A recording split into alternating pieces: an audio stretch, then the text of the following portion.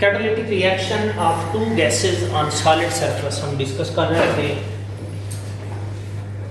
जिसके लिए हमने इमेजिन किया था कि हम सपोज करते हैं हमारे पास ये एक रिएक्टर है या एक कंटेनर है जिसके अंदर ये हमारे पास कैटलिस्ट है जो एक्टिव साइड से रखता है। इनफैक्ट ये एब्जॉर्बेंट है और यही एक्ट करता है एज ए कैटलिस्ट, और ये सॉलिड है। जबकि इस कंटेनर या रिएक्टर के अंदर एक गैस ए है जो कि रिएक्टेंट है और एक दूसरी गैस बी है, वो भी रिएक्टेंट है। गैस ए का जो प्रेशर है एट एनी टाइम टी वो पी ए है, जबकि गैस बी का जो प्रेशर है एट एनी टाइम टी वो पी बी है। हमने सपोज किया था कि हमारे पास ये ए और बी कोई रिएक्टेंट मॉलिक्यूल हैं जो कि इस रीजन के अंदर मौजूद हैं।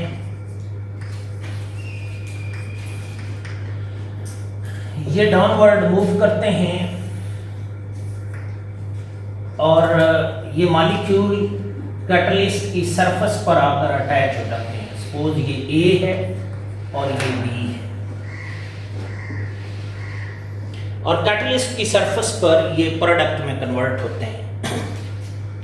मैंने आपको बताया था कि ये जो कैटालिटिक रिएक्शन होता है इसका जो मैकेनिज्म है वो दो किस्म का हो सकता है।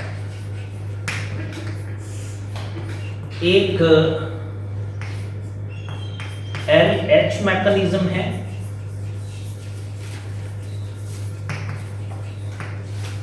और जो दूसरा मैकेनिज्म है वो ER मैकेनिज्म है।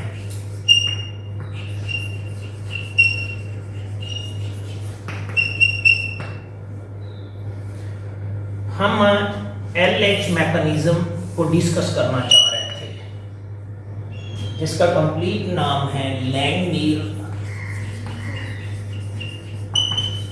हिंशलवुड मैकेनिज्म।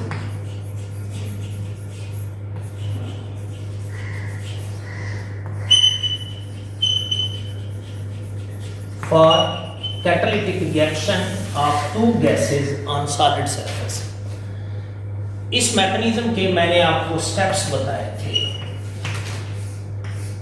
उनमें एक स्टेप था डिफिनियन, किसका?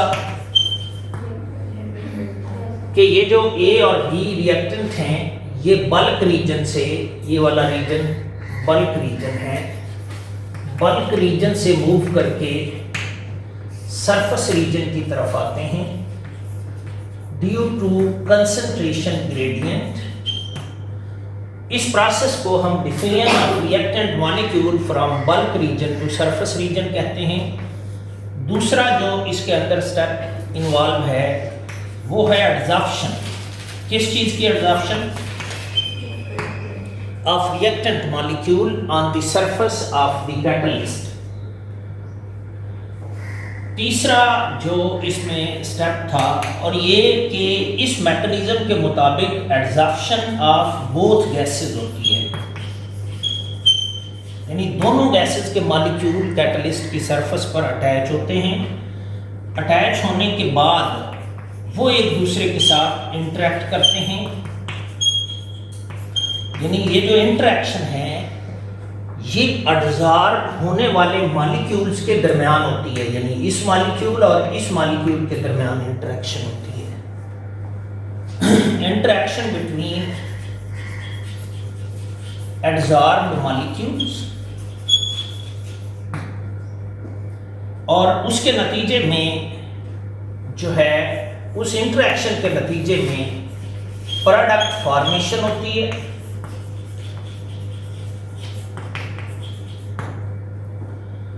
और फिर प्रोडक्ट की डिसॉर्प्शन होती है,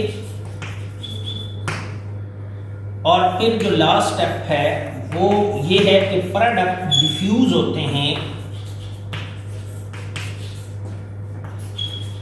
कहां से कहां की तरफ,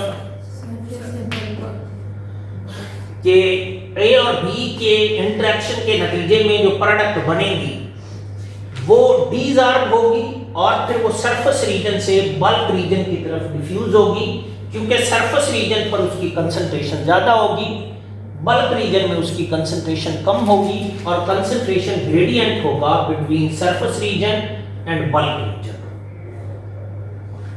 इसकी मैंने आपको स्कीम भी बताई थी कि इस मैकेनिज्म के मुताबिक जो रिएक्शन स्कीम बनेगी वो ये होगी कि फॉर एग्जांपल ए एक गैस थी, वो कैटलिस्ट की सरफेस पर आकर एब्जॉर्ब हुई। ऐसे ही बी जो कि गैस फेज में था वो भी कैटलिस्ट की सरफेस पर आकर एब्जॉर्ब हुआ। फिर ये जो ए और बी एब्जॉर्ब फॉर्म में थे, इन्होंने आपस में इंटरेक्ट किया जिसके लिए रेट कांस्टेंट के आर है, और उस इंटरेक्शन के नतीजे में प्रोडक्ट बना जो कि एब्जॉर्ब फॉर्म में था, पी प्रोडक्ट है। फिर उससे अगले स्टेप में ये जो पी है जो कि एब्जॉर्ब फॉर्म में था, इसने कैटलिस्ट की सरफेस को छोड़ दिया और ये गैस फेज में चला गया। ये एक जनरल स्कीम है। मैंने आपको बताया था कि अगर मैं इसे स्पेसिफिक एग्जांपल की तरफ ले जाऊं तो हम इसको यूं कह सकते हैं कि ये हाइड्रोजन जो कि गैस फेज में है और इथीन वो भी गैस फेज में है, ये मेटल की सरफेस पर मेटल की मौजूदगी में एक दूसरे के साथ रिएक्ट करती हैं और इससे इथेन बनती है, यानी हाइड्रोजिनेशन होती है on the surface of metal. तो ये जो सिस्टम है ये इस जनरली इस स्कीम को फॉलो करता है। फिर इस स्कीम की रोशनी में हमने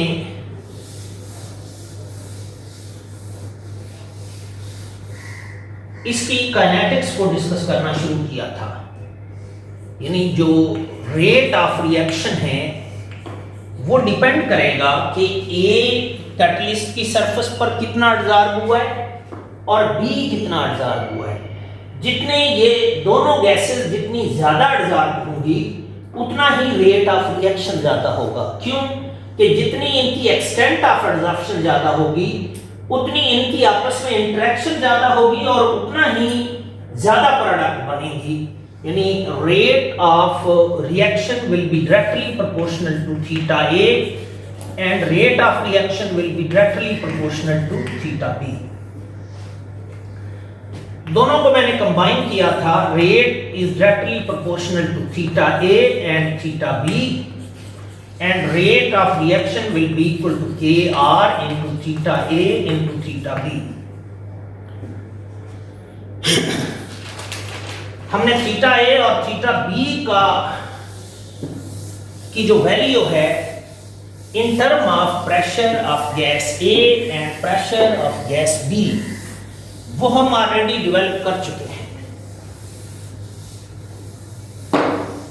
लिहाजा वो वाली वैल्यू अगर आप यहां पर पुट करें तो rate of reaction will be equal to K R, theta A की वैल्यू पुट कर रहा हूं A P A over 1 plus A P A B P B, theta A की वैल्यू है into B P B over 1 plus A P A B P B. इसको अगर आप rearrange करें तो आप यूं लिख सकते हैं K R A B P B divided by 1 plus A P A B P B whole square is equal to rate of catalytic reaction of two gases on solid surface. इस mathematical relation के मुताबिक जो rate of catalytic reaction है वो pressure of gas A पर depend करेगा, वो pressure of gas B पर डिपेंड करेगा, वो ए और बी की सॉलिड सरफेस पर एब्जॉर्ब होने की जो एबिलिटी है, यानी एब्जॉर्प्शन कोफिशिएंट, उनकी वैल्यूज पर डिपेंड करेगा। ए और बी के एब्जॉर्प्शन कोफिशिएंट पर डिपेंड करता है, यानी ए और बी की कैटलिस्ट की सरफेस पर एब्जॉर्ब होने की जो एबिलिटी है उस पर रेट ऑफ रिएक्शन डिपेंड करेगा। मसलन अगर सिनेरियो ये हो, when both gases are weakly adsorbed, यानी दोनों की कैटलिस्ट की सरफेस पर एब्जॉर्ब होने की सलाहियत कम हो, तो फिर rate of reaction pressure of gas A और प्रेशर ऑफ गैस बी से किस तरह अफेक्ट होगा। इसको समझने के लिए आप यूं कहें कि अगर गैसेस, दोनों गैसेस वीकली एब्जॉर्ब्ड हैं, तो इसका यह मतलब हुआ कि 1 plus A P A plus B P B is approximately equal to, A भी स्मॉल होगा, बी भी स्मॉल होगा। ये दोनों जो टर्म्स हैं ये इतनी स्मॉल होंगी कि ये इस 1 के मुकाबले में निग्लिजिबल होंगी, तो फिर ये इक्वल टू 1 हो जाएगा। ये कंडीशन आप इस एक्सप्रेशन पर अप्लाई करें तो रेट ऑफ रिएक्शन का एक्सप्रेशन यूं बनेगा, K R A B P A P B divided by 1। इसका ये मतलब हुआ कि जो रेट ऑफ रिएक्शन है वो डायरेक्टली प्रोपोर्शनल है प्रेशर ऑफ गैस ए के and pressure of gas B के। यानी अगर दोनों गैसेस वीकली एब्जॉर्ब हैं तो order of reaction, overall order of reaction 2 होगा। ऑर्डर ऑफ कैटालिटिक रिएक्शन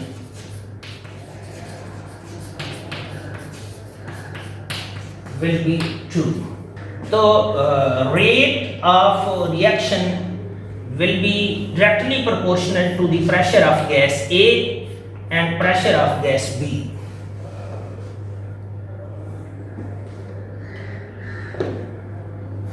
इसका ये मतलब हुआ कि अगर दोनों गैसेस की कैटलिस्ट की सरफेस पर एब्जॉर्ब होने की सलाहियत कम है, तो फिर जैसे ही आप इस रीजन के अंदर गैस ए और गैस बी का प्रेशर बढ़ाएंगे तो रेट ऑफ रिएक्शन की वैल्यू बढ़ेगी। और ये कि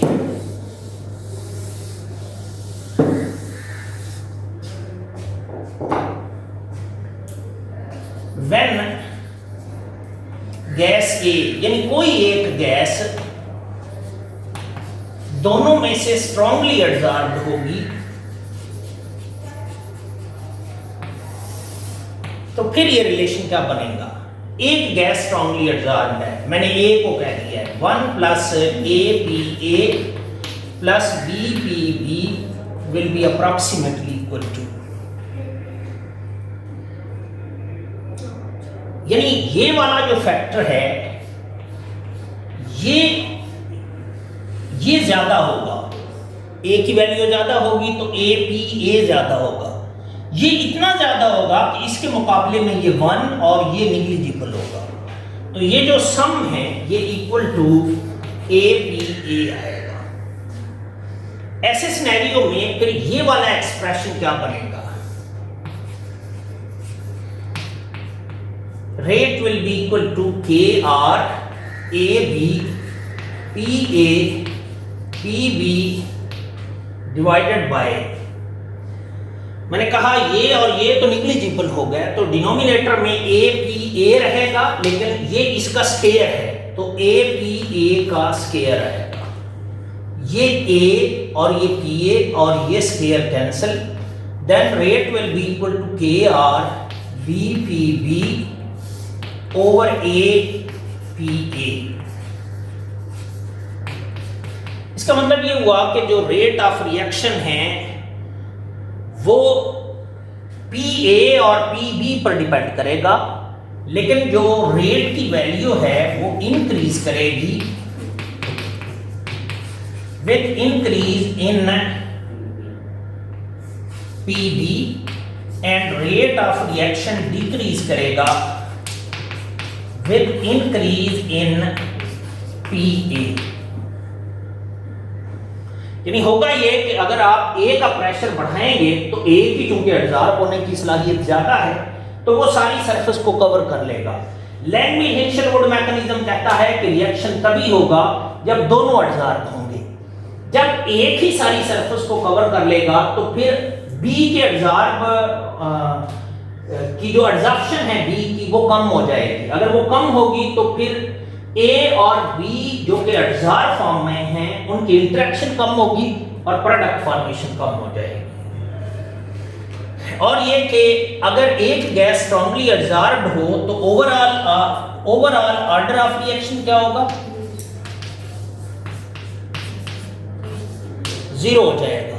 यानी order of reaction with respect to B 1 होगा, order of reaction with respect to A -1 होगा, ओवरऑल ऑर्डर ऑफ रिएक्शन 0 होगा।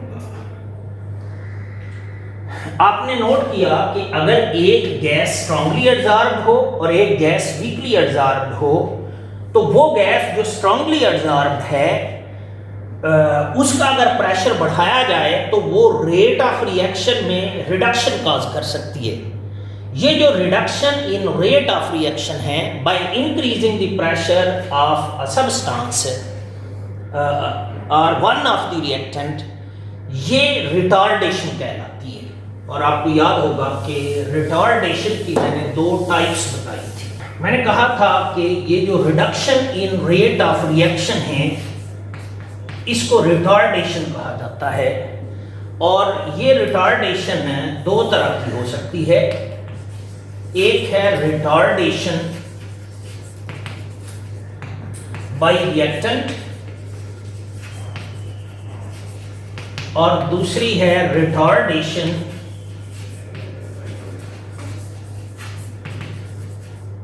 By product.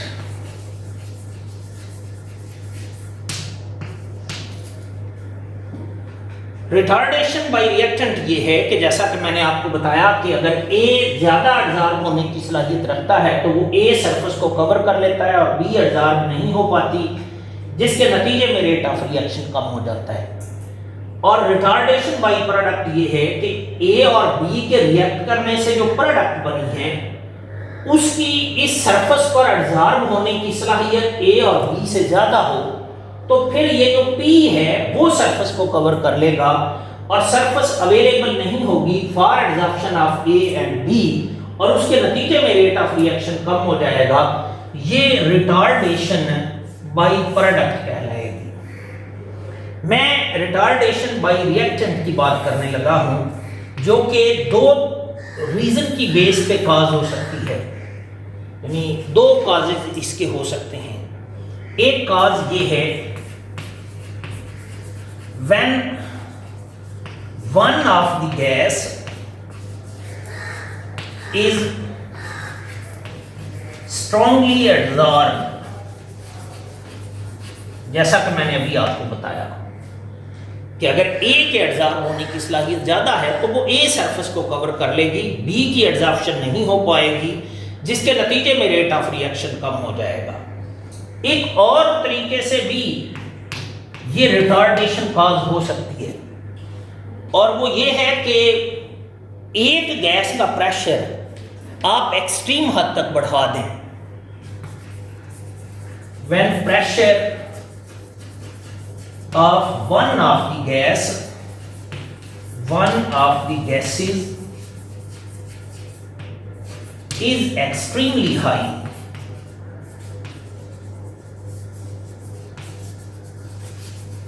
तब भी रिटार्डेशन कॉज हो सकती है। इसको मैं डिस्कस कर चुका हूं। मैं इस वाले फैक्टर की तरफ हाँ, मैं आपको ये बताने लगा था कि मैं ये देखना चाहता हूं कि अगर मैं किसी एक गैस का प्रेशर मैं चेंज करता चला जाता हूं तो जो रेट ऑफ रिएक्शन है उस पर क्या इफेक्ट होगा। यानी मैं सपोज करने लगा हूं कि मैंने प्रेशर ऑफ गैस B को कांस्टेंट कर दिया और मैंने प्रेशर ऑफ गैस A को वेरिएबल कर दिया है। रिलेशन आप देख लें, मैं दो चीजों को वेरिएबल कर रहा हूं। एक प्रेशर ऑफ गैस ए जो कि मेरा इंडिपेंडेंट वेरिएबल होगा,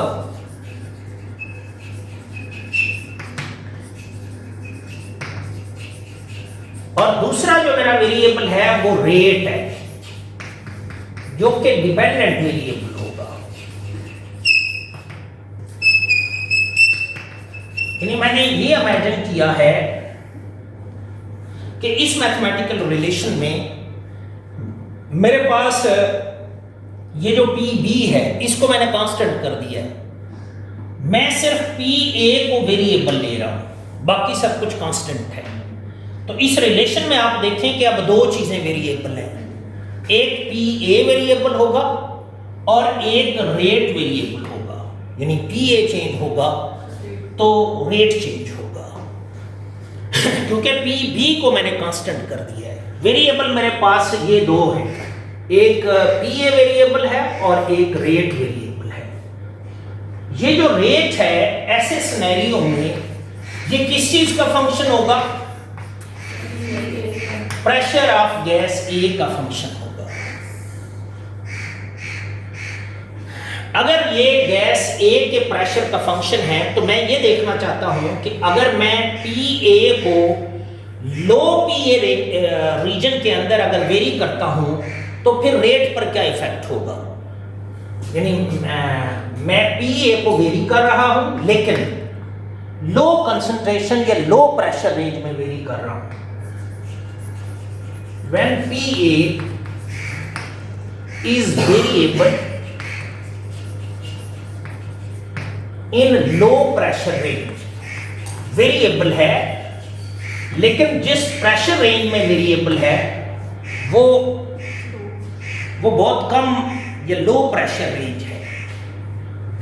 तो इसका मतलब ये हुआ कि 1 plus A P A BPB will be approximately equal to, ये लो है, फिर ये और ये लार्ज होगा और ये इन दोनों के सम के मुकाबले में निग्लिजिबल होगा। यानी ये बनेगा 1 प्लस BPB।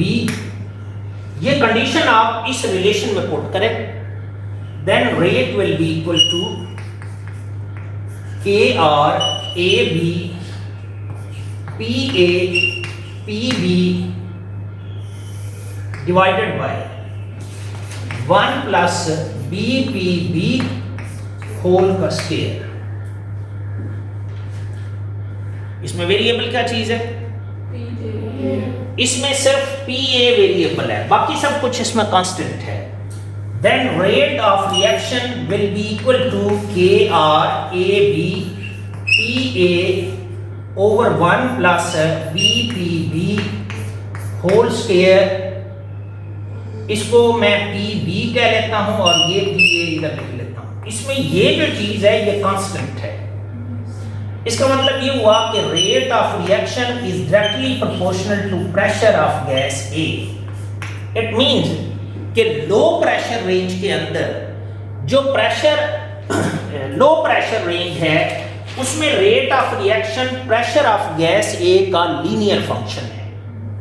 लीनियर फंक्शन होने का ये मतलब है कि अगर मैं रेट ऑफ रिएक्शन को जो कि डिपेंडेंट वेरिएबल है as a function of pressure of gas A plot करूं तो प्लॉट को स्ट्रेट लाइन होना चाहिए और ओरिजिन से पास करना चाहिए, क्योंकि ये relation equation of straight line है passing through the origin.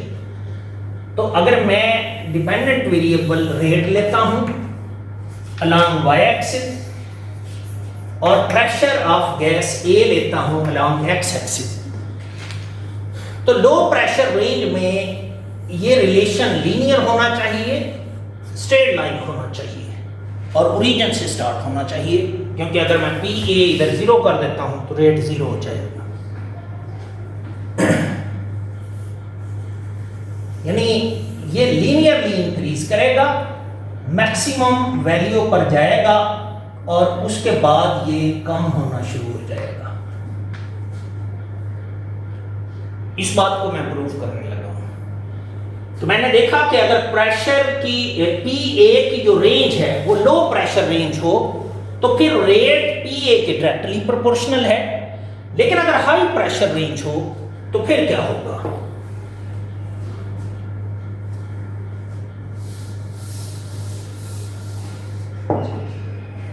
When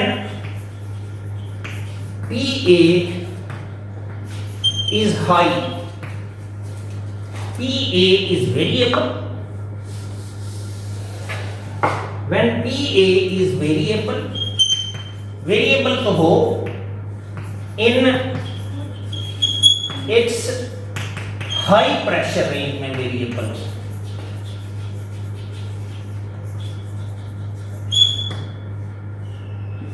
तो फिर क्या सिनेरियो होगा? Then 1 plus APA BPB will be equal to what? APA. क्योंकि हाई प्रेशर रेंज है तो फिर ये वाला फैक्टर डोमिनेंट होगा, ये इतना डोमिनेंट होगा कि 1 plus BPB इसके मुकाबले में निग्लिजिबल होगा। तो ये कंडीशन आप इस पर अप्लाई करें, then rate of reaction will be equal to Kr AB PA PB divided by 1 plus APA BPB whole का स्केयर था Kr AB PA PB divided bye ये किसके इक्वल था? APA होल स्केयर, ये स्केयर, ये A और ये B, A cancel. Then rate of reaction will be equal to Kr BPB over APA। इसमें आप देखें कि ये वाली चीजें तो कांस्टेंट है, तो rate of reaction pressure of gas A के इनवर्सली प्रोपोर्शनल है, यानी रेट की जो वैल्यू है वो डिक्रीज करेगी with increase in pressure of gas. यही मैंने उधर ग्राफ में दिखाया है।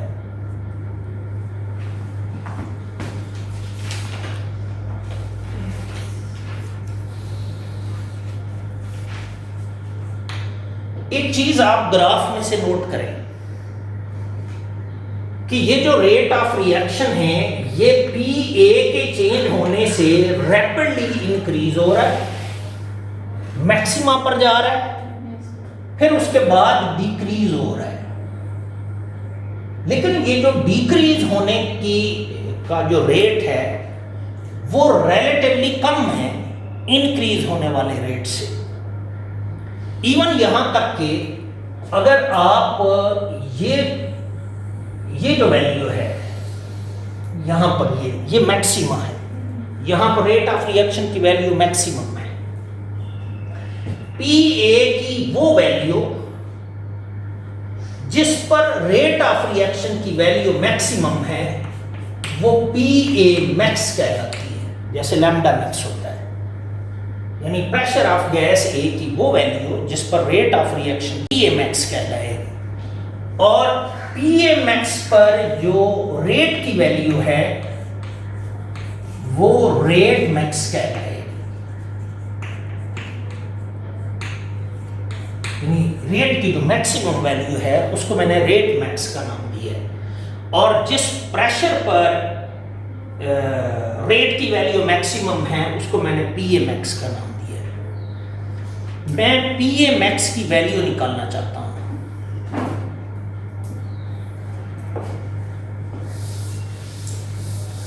क्योंकि प्रेशर ऑफ गैस ए की वो वैल्यू निकालना बहुत जरूरी है जिस पर रेट ऑफ रिएक्शन की वैल्यू मैक्सिमम हो, तब मैक्सिमम प्रोडक्टिविटी दी जा सकती है।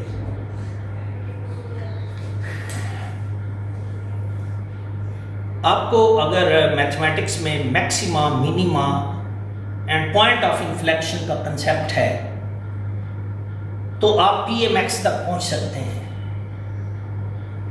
इस को समझने के लिए आप नोट करें कि यहां से लेकर यहां तक ये जो रीजन है, इसमें इस प्लॉट की जो स्लोप है वो पॉजिटिव है। स्लोप क्या है? पॉजिटिव है।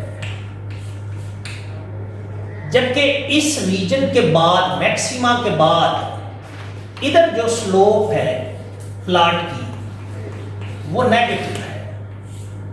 नेगेटिव स्लोप होने का ये मतलब है कि रेट ऑफ रिएक्शन की value pressure of gas A के बढ़ने से कम हो रही है। स्लोप के पॉजिटिव होने का ये मतलब है कि रेट ऑफ रिएक्शन की वैल्यू पी ए के इंक्रीज करने से इंक्रीज कर रही है। और स्लोप की डेफिनेशन क्या है? स्लोप की डेफिनेशन है कि ये D over rate over D P A, यही स्लोप हो रही है ना।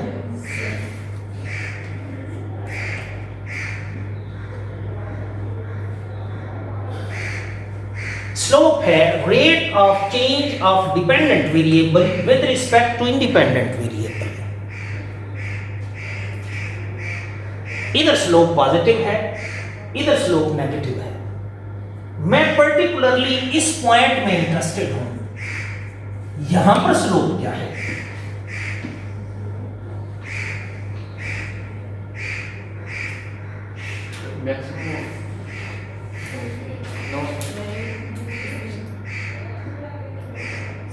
वहां पर ऊपर तो जो चेंज नहीं, वो मैथमेटिक्स में होता है।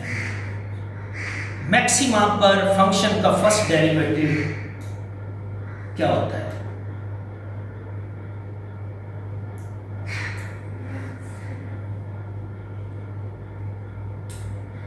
इनिशियली स्लोप पॉजिटिव है, फिर स्लोप नेगेटिव हो जाती है, लेकिन इन दोनों के दरमियान में एक पॉइंट एग्जिस्ट करता है। ये जो पॉइंट है ये मैथमेटिक्स में क्रिटिकल पॉइंट कहलाता है। क्रिटिकल पॉइंट तीन किस्म के होते हैं। एक मैक्सिमा है, एक मिनिमा है, और एक पॉइंट ऑफ इन्फ्लेक्शन।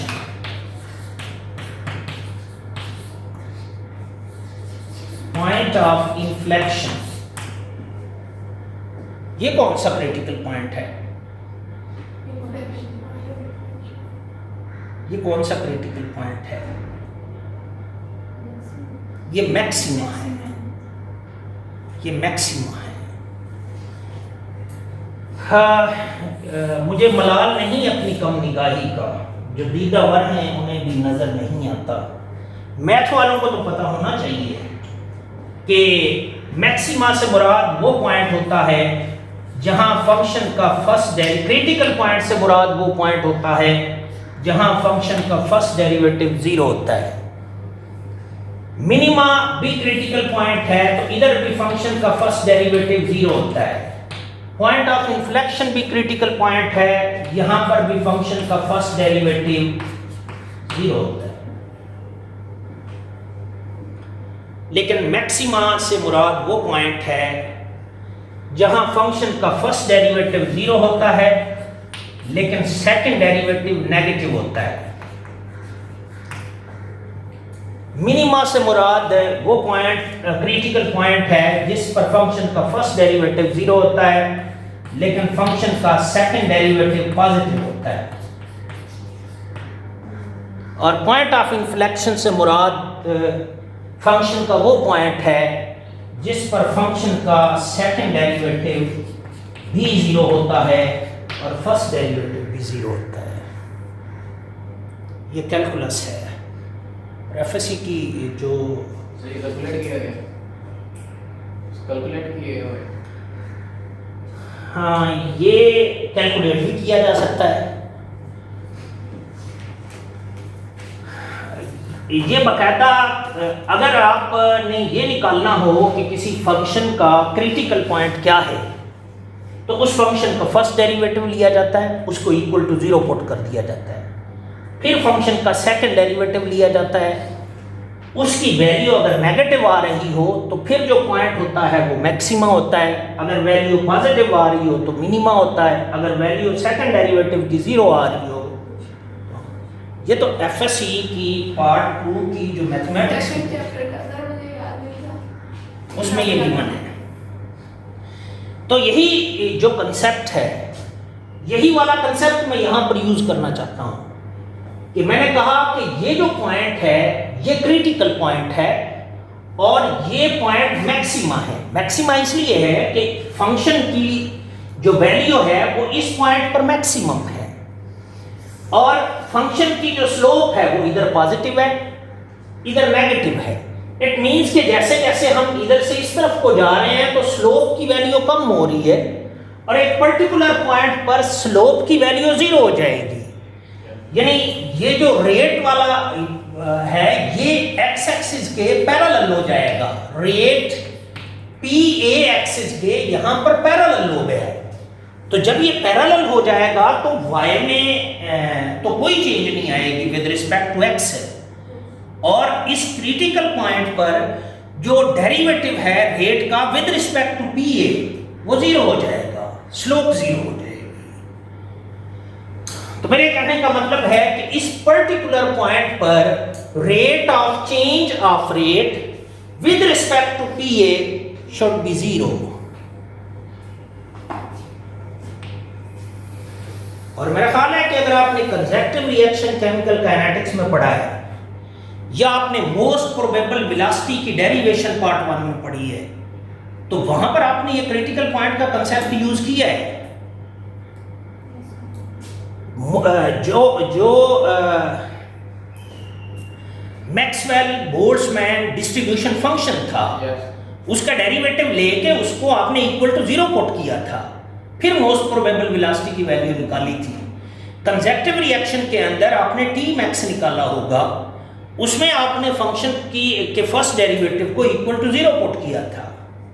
सो इस पर्टिकुलर पॉइंट पर rate of change of rate with respect to P A should be 0। मेरे पास फंक्शन ये है कि rate is equal to K R A B P A P B divided by 1 plus A P A G P B whole square. Function ये है।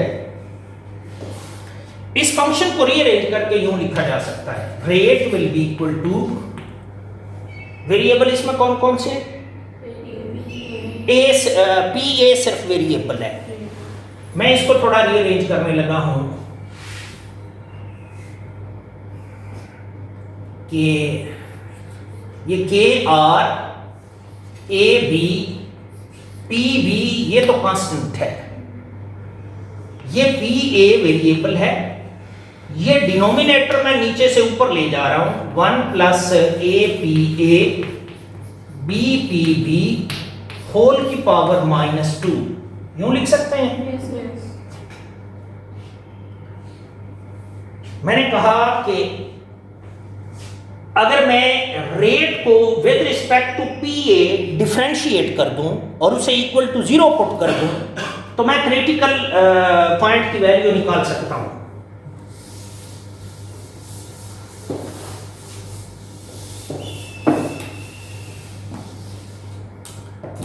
इसको differentiate कर दें with respect to P A differentiate कर दें। आपकी attention मेरी तरफ रहे। D rate over D P A will be equal to, ये कांस्टेंट है, कांस्टेंट को डेरिवेटिव की आउटसाइड पर लिखा जाता है यानी K R A B P B और ये D over D P A of P A 1 plus A P A B P B whole का square whole raise to power -2। आप ये बात जानते हैं कि d over D X of f into G ये किसके इक्वल होता है? प्रोडक्ट रूल लगेगा। First function as such derivative of second function plus second function as such derivative of first function. यही सिनेरियो इधर है।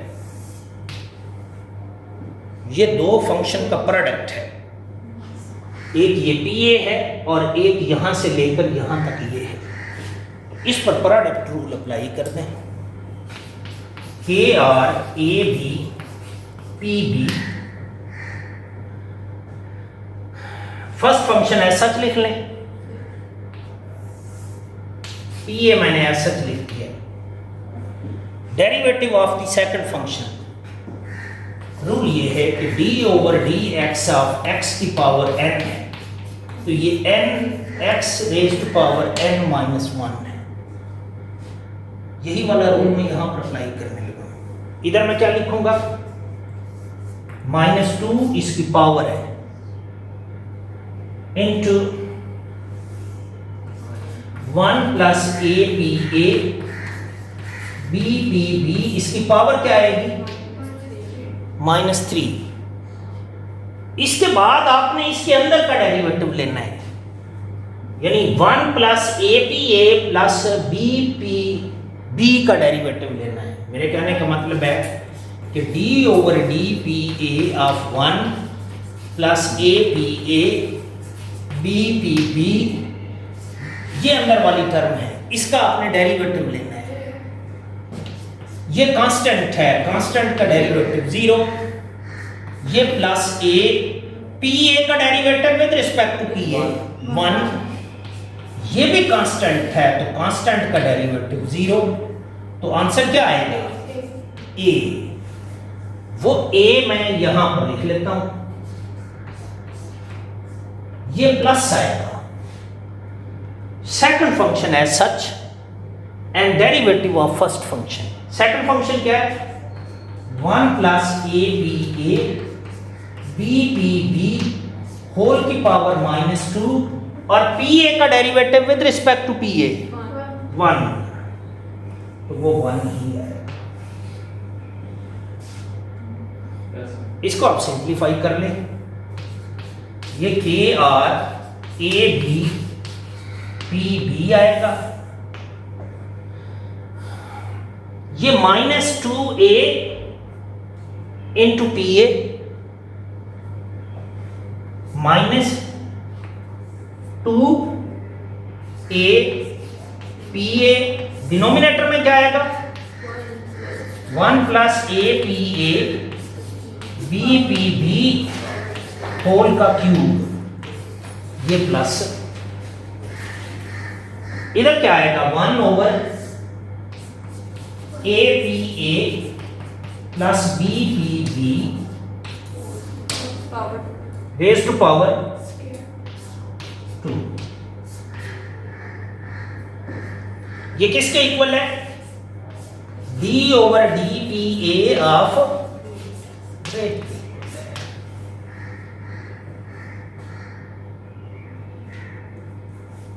आप ये बात जानते हैं कि एट मैक्सिमा और क्रिटिकल पॉइंट फंक्शन का फर्स्ट डेरिवेटिव 0 होता है। ये क्या है, ये फंक्शन का फर्स्ट डेरिवेटिव है, derivative of rate with respect to P A है। अगर मैं क्रिटिकल पॉइंट निकालना चाहता हूं तो फिर मैं इसको इक्वल टू 0 पुट कर दूंगा, क्योंकि at maxima rate of change of rate with respect to PA should be 0. So at critical point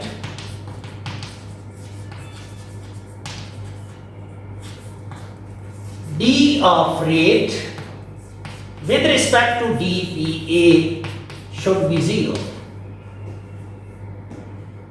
इसको इक्वल टू 0 पुट करें और इसको सिंप्लीफाई कर लें।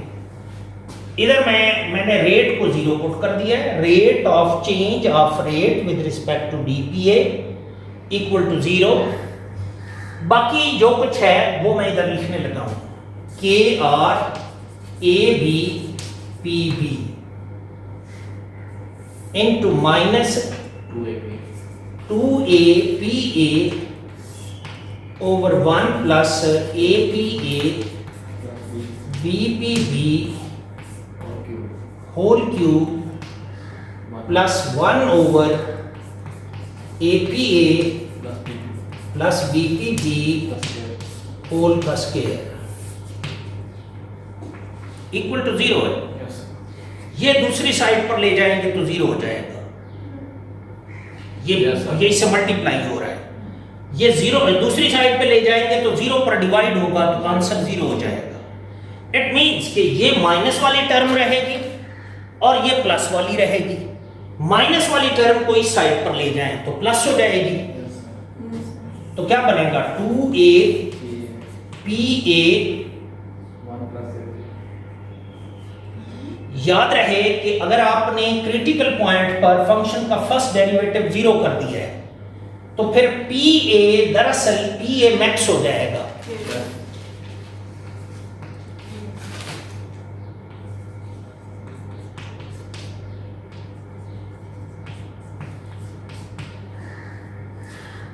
तो 2a pa मैक्स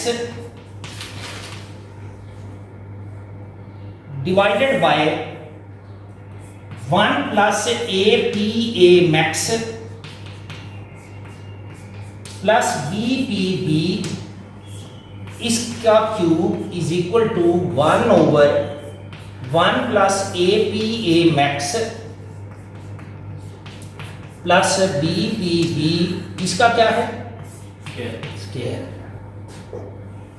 अब देखिए जरा, ये स्क्वायर और ये क्यूब, यानी ये खत्म हो जाएगा तो इधर एक रहेगा।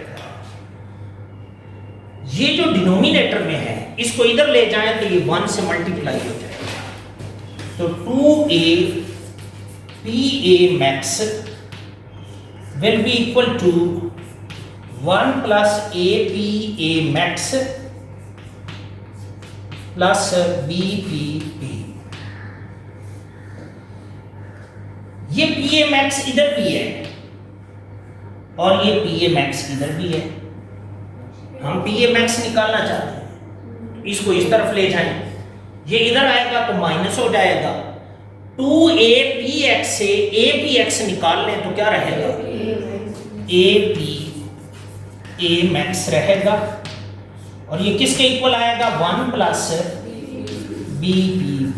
हम क्या निकालना चाहते थे pa मैक्स, a को उधर ले जाएं तो इट मींस कि ये जो pa मैक्स है इसकी क्या वैल्यू आएगी 1 plus b p b over a।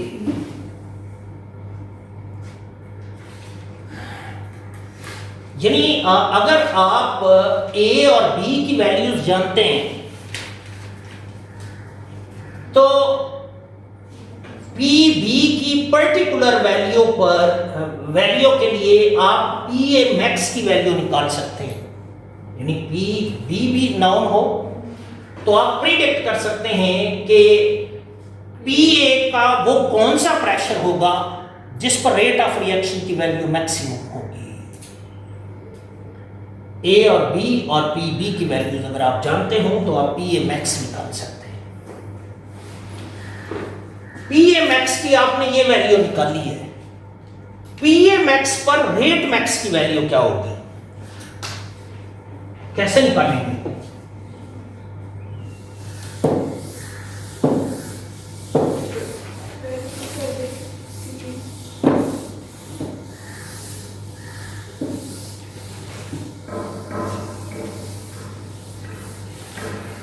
आपके पास रेट ऑफ रिएक्शन की ये वैल्यू है, इसमें pa मैक्स की वैल्यू पुट कर दें तो रेट मैक्स की वैल्यू आ जाएगी ना।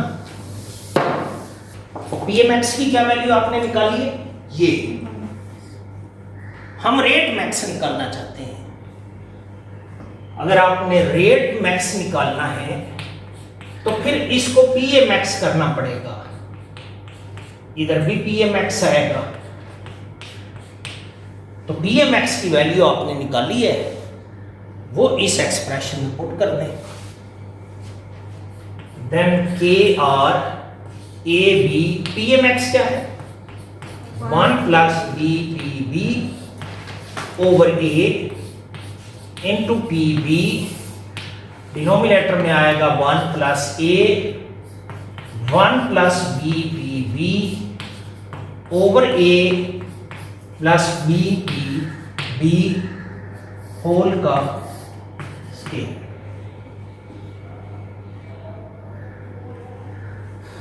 ये ए से कैंसिल हो जाएगा, ये वाला ए इस ए से कैंसिल हो जाएगा, जो कुछ बाकी बचता है वो लिख लेते हैं। K R B 1 plus B P B into P B, यही रहेगा, divided by 1 plus 1 B P B और बी पी बी होल का स्क्वायर।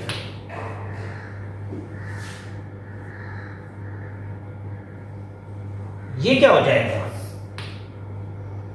2 और ये क्या हो जाएगा 2b पी बी, यानी K R B 1 plus B P B into P B, और डिनोमिनेटर में आएगा 2 plus 2 B P B whole का स्क्वायर।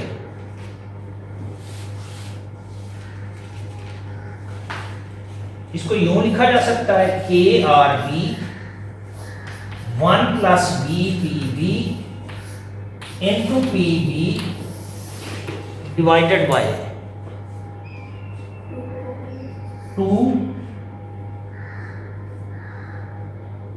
डिवाइडेड बाय, अगर मैं 4 कर दूं 1 प्लस बी पी बी और इधर स्क्वायर कर दूं, लिख सकता हूं 2 का स्क्वायर मैंने कॉमन लिया है, ये जो स्क्वायर है और ये कैंसिल हो जाएगा, तो जो रेट मैक्स की वैल्यू बनेगी वो क्या बनेगी K R B P B over 4 1 plus B P B. यानी अगर आपके पास प्रेशर ऑफ गैस B है और B के एडजॉर्प्शन कोफिशिएंट की वैल्यू है और हेटेरोजेनियस रेट कांस्टेंट की वैल्यू है, तो आप रेट मैक्स की वैल्यू निकाल सकते हैं। तो जो ये रेट मैक्स है इसकी वैल्यू आपने निकाली है K R B P B divided by 4 1 plus B P B. आपने पी ए मैक्स भी निकाल लिया, आपने रेट मैक्स भी निकाल लिया।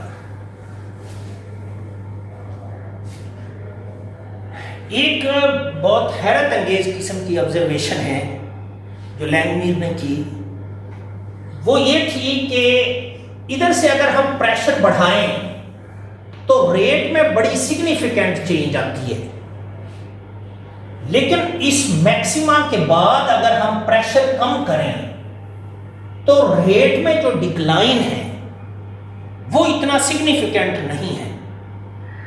यहां तक कि ये ऑब्जर्व किया गया कि अगर ये जो प्रेशर है, ये मैंने कहा पी ए मैक्स है, इस प्रेशर को डबल कर दिया जाए, यानी 2 पी ए मैक्स कर दिया जाए,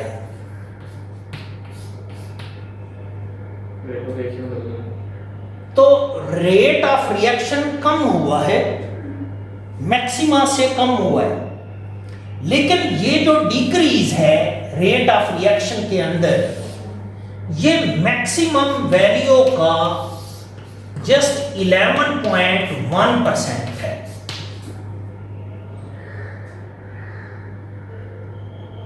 यानी उसके कहने का मतलब था कि अगर आप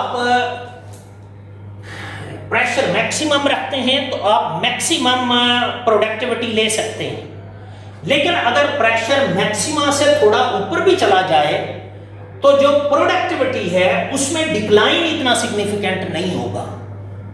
लिहाजा आपका प्रेशर पी ए मैक्स के इक्वल होना चाहिए या उससे स्लाइटली ज्यादा होना चाहिए, तो आप मैक्सिमम प्रोडक्टिविटी ले सकते हैं। ये जो 11% डिक्लाइन है, even variation from P A max to 2 P A max है, ये प्रूव किया जा सकता है कि ये 11.1% है, और यही मैं प्रूव करना चाहता हूं। हमने रेट ऑफ रिएक्शन निकाला है at PA is equal to PA max. क्या निकाला है?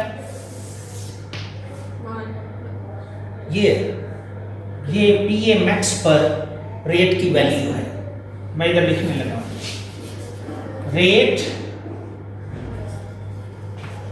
मैक्स की वैल्यू है at PA is equal to PA max. कितनी वैल्यू है? KRB PB over 4 1 plus BPB। मैं रेट की वैल्यू निकालना चाहता हूं एट 2 PA मैक्स, यानी rate at PA, rate at PA is equal to 2 PA max. Rate किसके इक्वल था आपको याद होगा, KRA PA PB divided by 1 plus APA BPB whole का स्क्वायर था। मैं निकालना चाहता हूं रेट एट 2 PA मैक्स पर निकालना चाहता हूं, तो फिर मैं इधर क्या करूंगा, 2 PA मैक्स कर दूंगा, इधर भी 2 PA मैक्स कर दूंगा, क्योंकि उस प्रेशर की उस वैल्यू पर मैं रेट निकालना चाहता हूं। PA मैक्स आपने निकाला हुआ है, क्या वैल्यू है? KRAB ये 2, और PA मैक्स क्या है? 1 plus BPB over A into PB। Denominator में क्या आएगा? 1 प्लस A और ये 2 1 plus BPB over A plus BPB और इस होल का स्क्वायर। जो कुछ कैंसिल होता है वो कैंसिल करते हैं। इस A से A कैंसिल, इस A से ये A कैंसिल, बाकी जो कुछ है वो मैं लिख लेता हूं। ये रहेगा 2 KRB 1 plus BPB into PB, और डिनोमिनेटर में क्या है? 1 plus 2 plus 2 BPB plus BPB whole का स्क्वायर है। इसको और सिंप्लीफाई करना है,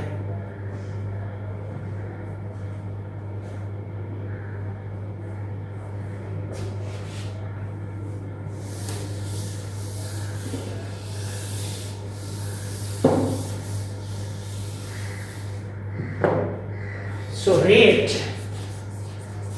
at 2 PA max will be equal to,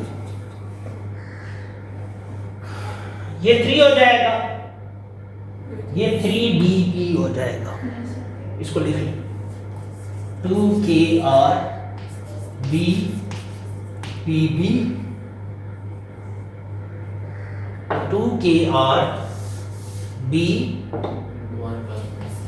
1 plus BPB into PB, और डिनोमिनेटर में क्या? 3 प्लस 3BPB होल स्क्वायर। इसको यूं लिखा जा सकता है 2 KRB 1 plus BPB divided by 9 1 plus B P B whole का स्क्वायर, और ये इधर पी बी भी है ना, तो ये स्क्वायर और ये कैंसिल, ये बनेगा 2KRB PB over 9 1 plus BPB। ये रेट की वैल्यू है कहां पर? 2pmx पर। pmx पर जो रेट की वैल्यू है वो ये है, जो रेट की वैल्यू मैंने निकाली है वो ये है। मैं ये निकालना चाहता हूं कि 2pmx पर जो रेट होगा वो मैक्सिमम रेट का कितने परसेंट होगा। क्या निकालना चाहता हूं? Percentage of rate maximum at pressure 2pmx। मैं परसेंटेज ऑफ रेट निकालना चाहता हूं, percentage of rate, maximum rate की जो परसेंटेज 2pmx पर होगी वो कैसे निकलेगी?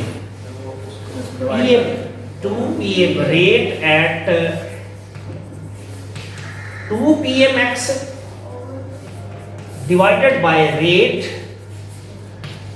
Eight pmx multiplied by 100। Values आपने निकालनी है।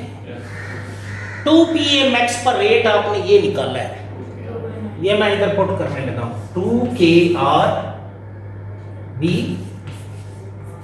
PB divided by 9 1 plus BPB, ये ऊपर लिखा जाएगा, और pmx पर जो रेट है वो हमारे पास ये है, ये KRB PB divided by 4 1 plus BPB multiplied by 100। इसको सिंप्लीफाई कर लें,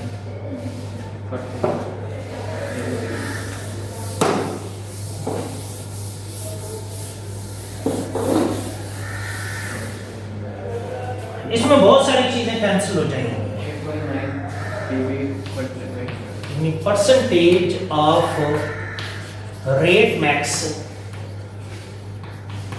eight 2pmx will be equal to, इसको मैं रीअरेंज करके लिखने लगा हूं, 2KRB PB over 9 1 plus BPB।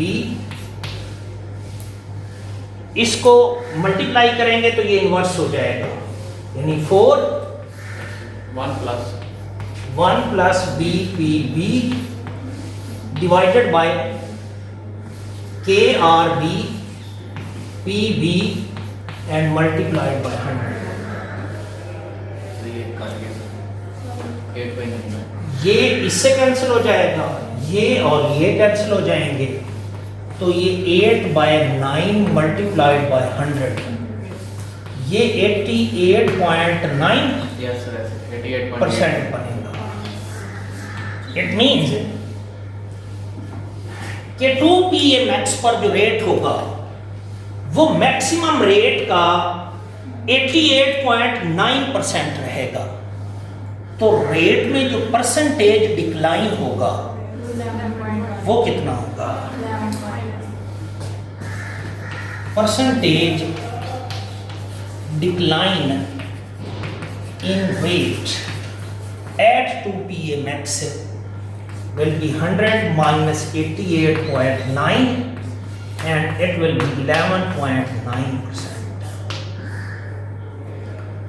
Conclusion क्या हुआ कि अगर आप catalytic reaction of to gases on solid surface करना चाहते हैं तो आपका जो एक गैस का जो गैस ए का प्रेशर है वो या तो मैक्सिमम होना चाहिए या मैक्सिमम से ज्यादा होना चाहिए। तो आप रेट ज़्यादा अच्छी प्रोडक्टिविटी ले सकते